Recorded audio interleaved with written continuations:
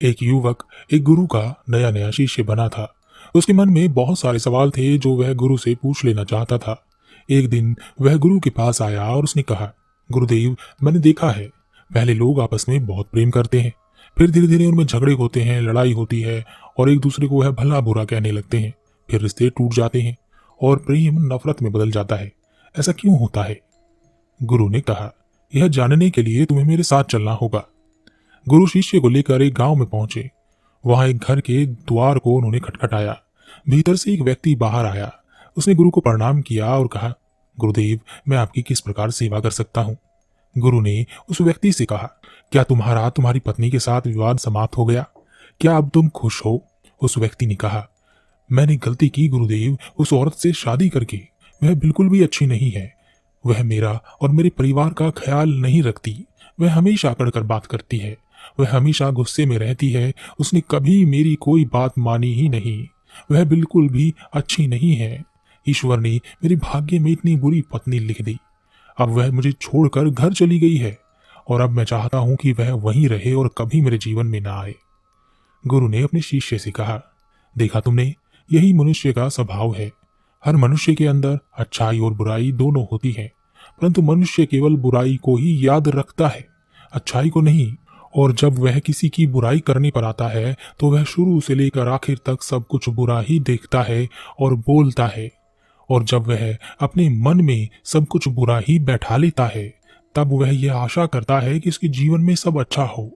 बुराई से जीवन में अच्छाई कैसे पनप सकती है? अच्छाई लाने के लिए, जीवन में सुख और शांति लाने के लिए हमें अच्छाई को तो देखना ही होगा। पर यह काम कोई नहीं करता, क्योंकि ऐसा करने से मनुष्य के अहंकार को चोट पहुंचती है और वह अपने अहंकार से गिरना नहीं चाहता। उस व्यक्ति ने कहा, गुरुदेव, आप यह क्या कह रहे हैं? अगर कोई बुरा है तो उसमें बुराई तो दिखाई देगी ही। मेरी पत्नी बुरी है तो मैं उसमें बुराई ही देखूंगा। उसने आज तक ऐसा कोई काम नहीं किया जिससे मैं खुश हो सकूं। गुरु ने कहा, क्या तुमने कोई ऐसा कार्य किया जिससे तुम्हारी पत्नी खुश हो सके? उस व्यक्ति ने कहा, उसने कभी मुझे ऐसा कोई मौका नहीं दिया गुरुदेव कि मैं उसके लिए कुछ कर सकूं। गुरु ने कहा, चलो तुम यह सारी बुराइयां छोड़ दो, भूल जाओ। अपनी पत्नी की कोई एक अच्छाई याद करो और मुझे बताओ। उस व्यक्ति ने कहा, एक बार मेरी माँ बहुत बीमार हुई थी, तब उसने उनकी बहुत सेवा की थी। उस समय उसने दिन रात का भी ध्यान नहीं रखा था। गुरु ने कहा, क्या इसके अलावा तुम्हें कोई और अच्छाई याद आ रही है? उस व्यक्ति ने कहा, हाँ, वह हमेशा समय पर उठती थी और वह मेरे माता पिता और मेरे खाने का बहुत ख्याल रखती थी।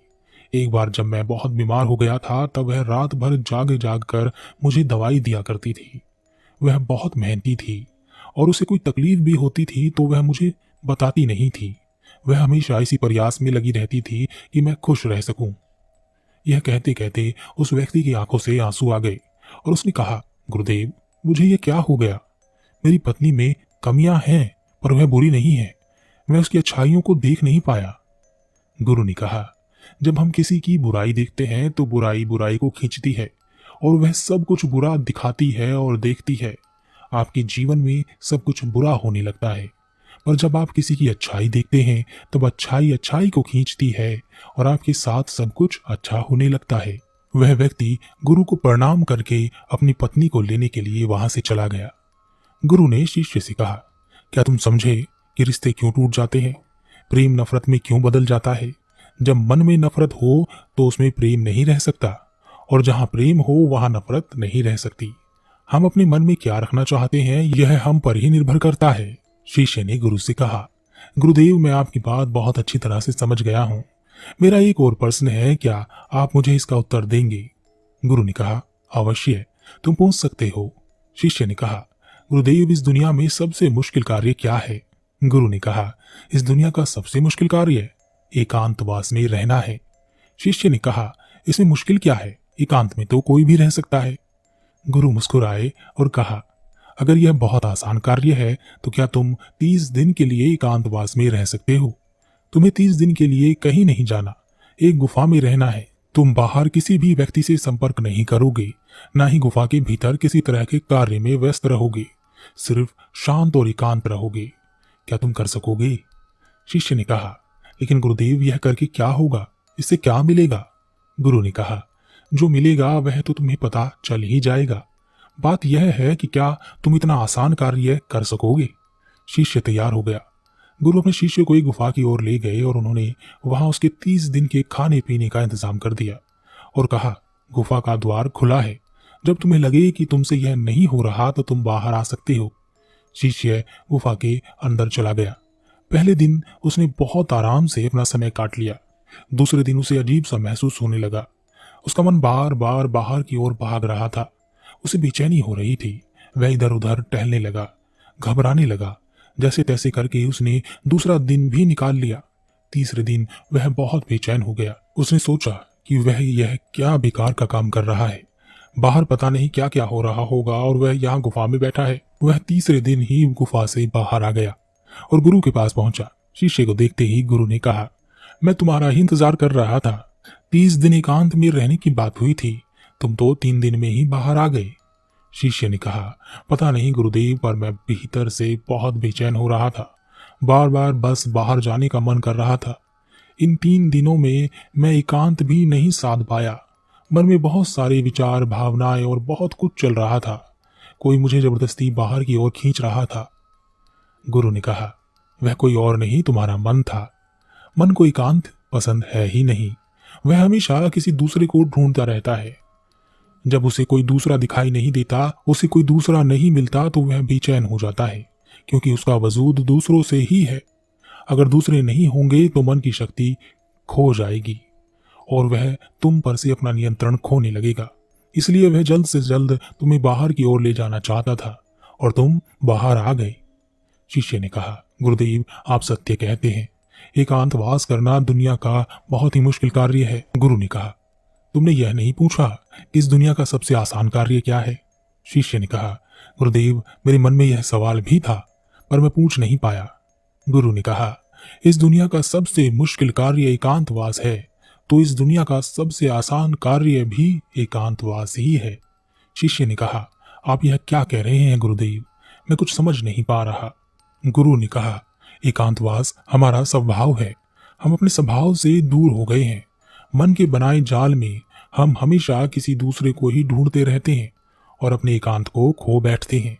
एकांत को साधना नहीं पड़ता, बल्कि वही हमारा स्वभाव है। शिष्य ने कहा, अगर एकांत हमारा स्वभाव है और यह बहुत आसान है, तो मैं क्यों 3 दिन में ही उस गुफा से बाहर आ गया? क्यों मुझे वहां रहना इतना मुश्किल लगा? क्यों मैं वहां बेचैन हो गया? गुरु ने कहा, जब तक एकांत तुम्हारे भीतर से उत्पन्न नहीं होगा, तब तक चाहे तुम किसी गुफा में बंद करके ही क्यों न रखे जाओ, तुम एकांत में नहीं रहोगे। वहां भी तुम अपने आसपास भीड़ इकट्ठी कर लोगे और वह भीड़ तुम्हारे मन के भीतर होगी।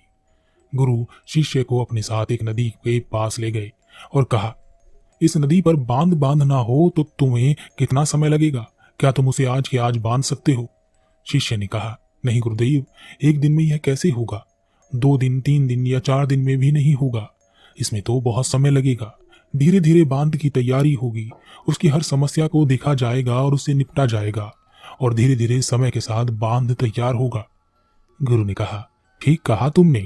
ठीक इसी प्रकार मन की नदी पर धीरे धीरे बांध बांधा जाता है। 1, 2 या 3 या 4 दिन में नहीं, धीरे धीरे समय लगाकर यह किया जाता है। शिष्य ने कहा, गुरुदेव, मैं आपकी बात समझ गया हूं। मैं भी धीरे धीरे अपने मन पर बांध बांधने की तैयारी करूंगा। शिष्य ने अपनी साधना पर ध्यान दिया। वह धीरे धीरे मन के विरुद्ध खड़ा होने लगा। उसने छोटे छोटे संकल्प लेने शुरू किए। उसने बहुत सारे संकल्पों को पूरा किया और बहुत सारे संकल्प उसके अधूरे रह गए, जो टूट गए थे। पर हर बार वह और अधिक मजबूत होता चला गया। उसका अपने ऊपर नियंत्रण पहले से मजबूत होता जा रहा था। धीरे धीरे उसकी छोटे छोटे संकल्प बड़े संकल्पों के रूप में उभरने लगे। फिर एक दिन उसने संकल्प लिया और वह उस गुफा के भीतर चला गया। 30 दिन वह उस गुफा से बाहर नहीं आया। जब 30 दिन गुजर गए तो गुरु को अपने शिष्य की चिंता हुई और वह गुफा के भीतर चले गए। उन्होंने देखा कि उनका शिष्य बिल्कुल शांत होकर एक स्थान पर ध्यान में बैठा हुआ है। गुरु को देखते ही शिष्य खड़ा हो गया और उन्हें प्रणाम कर कहा, गुरुदेव, आप सत्य कहते थे। एकांतवास करना बहुत ही आसान कार्य है। एकांत ही हमारा स्वभाव है और यही हमारी प्रकृति है। इसके लिए कुछ भी करना नहीं होता। यह है, बस हमें दिखाई नहीं देता। शिष्य गुरु के साथ उस गुफा से बाहर आ गए अब आप सोच रहे होंगे कि इस एकांतवास की कहानी का मतलब क्या है। वास्तव में एकांत वह चीज है जो आपको सत्य दिखाता है, जो आपको शांति दिखाता है। आप अपने जीवन में बहुत छोटी छोटी चीजों में उलझे रहते हैं, जो इतनी मामूली हैं कि जिनके होने या ना होने से कोई फर्क नहीं पड़ता, पर आपके जीवन में वह बहुत मायने रखती है और आपका जीवन उनके चारों ओर घूमता रहता है। आप वहीं के वहीं भटकते रहते हैं। इस दुनिया में कोई नहीं बचा, चाहे कोई कितना भी बड़ा व्यक्ति क्यों ना हो, कितनी भी अकड़ के साथ क्यों ना खड़ा हो, सब मट्टी में मिल गए हैं। राजा हो, भिखारी हो, शक्तिशाली हो या कमजोर, साधु हो या संत हो, कोई भी हो, किसी की अकड़ बाकी नहीं रही। जिन छोटी मोटी चीजों के लिए आज आप इतना लड़ते झगड़ते रहते हैं, क्या करोगे इन सब चीजों का? कुछ पल ही लगते हैं शरीर को मिट्टी बनने में, और तुम ऐसे लड़ रहे हो जैसे कि तुम हमेशा यहीं रहने वाले हो। कुछ समय मिला है, बहुत कीमती है, उपयोग कर लो। कुछ सीख लो, कुछ जान लो, कुछ तो जीवन जी लो। सब कुछ जानते हुए भी हम कुछ नहीं जानते, बस यही हमारी विडंबना है और यही हमारी बेहोशी है। और इसी से बाहर निकलने का नाम जागरण है, और जागृति है, और होश है, और